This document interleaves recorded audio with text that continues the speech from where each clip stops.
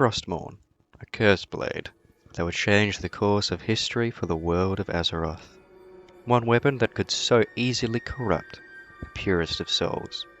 Today we'll be covering the short history of this powerful rune blade.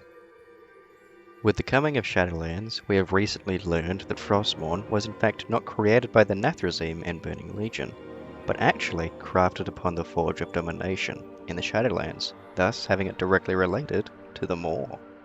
The Nathrezim delved into the Shadowlands, into the Maw even, and stole Frostmourne, as well as the Helm of Domination. As to how they accomplished this, we aren't quite sure, but I'm excited to see more of this part of the story in Shadowlands, hopefully. Let's move on to when the Frostmourne came upon the land of the living. Ner'zhul, an orc shaman from Draenor who had accidentally served Kil'jaeden, attempted to defy his new master, and in return, Kil'jaeden would torture his soul for years, tearing it apart, only to put it back together. Eventually, the Eredar would tire of this game, and decided to put Ner'zhul's spirit to better use. He trapped the orc's soul inside of a set of armor, along with the Helm of Domination and Frostmourne, inside of an icy prison atop Ice-Crowned Glacier.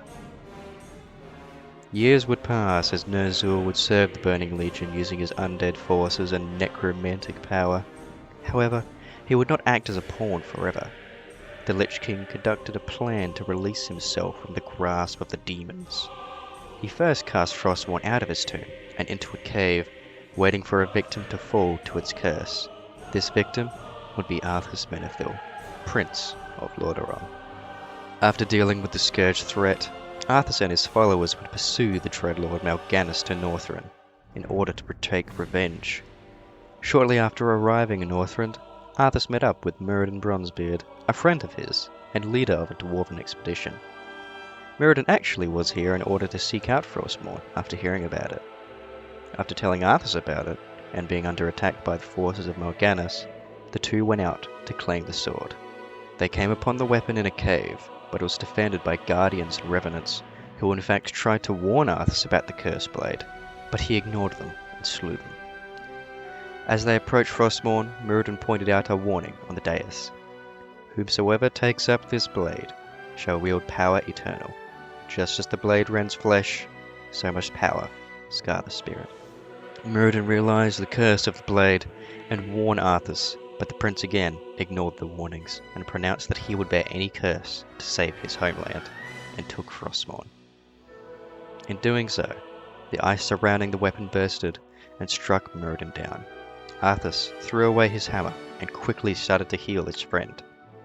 Frostmourne, however, immediately began whispering to the prince, and Arthas was convinced that his friend was lost, so he left the cave and returned to his camp.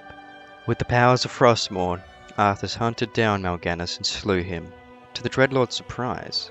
Now, with Arthas under the Lich King's control, he ventured out into the frozen wastes of Northrend. The prince was now a Death Knight, and he eventually returned to his men who were stuck in Northrend, only to slay and convert them into his army, and to serve the Lich King. With his new power, Arthas returned to Lordaeron, and while he was met with praise, he murdered his father, took over the kingdom.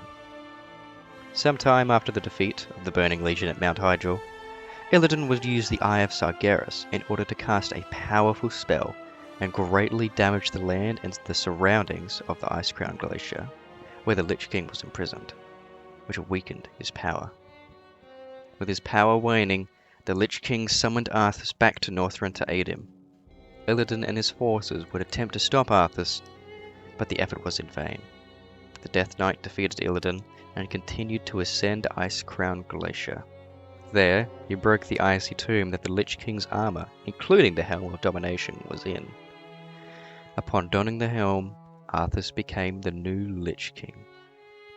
After sitting upon the frozen throne for years, the Lich King would awaken, and the Wrath of the Lich King expansion would start.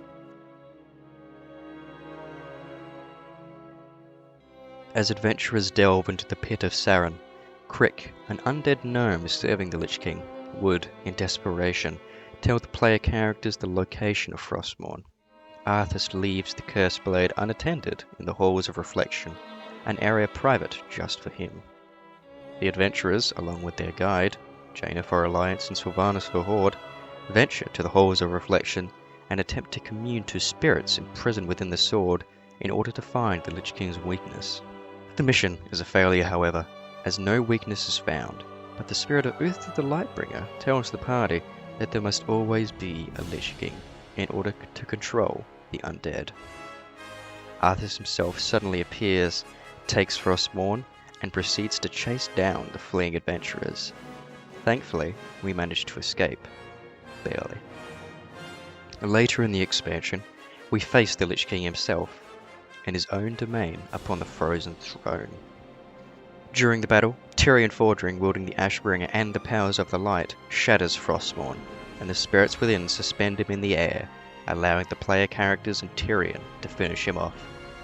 Arthas is slain, and Bolvar Fordragon becomes the new Lich King, but one without Frostmourne. Later in Legion, the shards of Frostmourne are reforged into Icebringer and Frost Reaper, aka the Blades of the Fallen Prince, powerful artifacts which Death Knights use throughout the expansion, but are eventually used to heal the wounds in Silithus at the end of the expansion.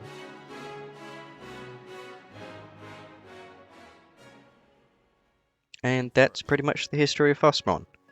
Obviously there's a lot of stuff that Arthas does, but Arthas is not Frostmourne, which this video is about. I'm pretty excited to learn more about the origins of the weapon in the coming expansion. Thank you all for watching. I hope you enjoyed, and if you enjoyed it enough, do be sure to like, subscribe, comment, all that jazz. Thank you.